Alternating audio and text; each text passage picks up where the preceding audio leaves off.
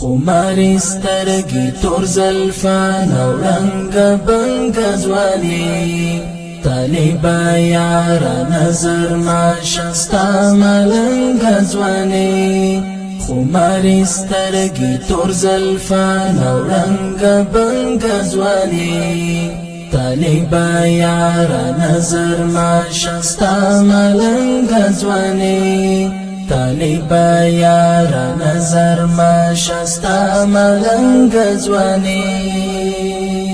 کوي پزړو باندې جانا پچاهي عجيبا کوي پزړو باندې جانا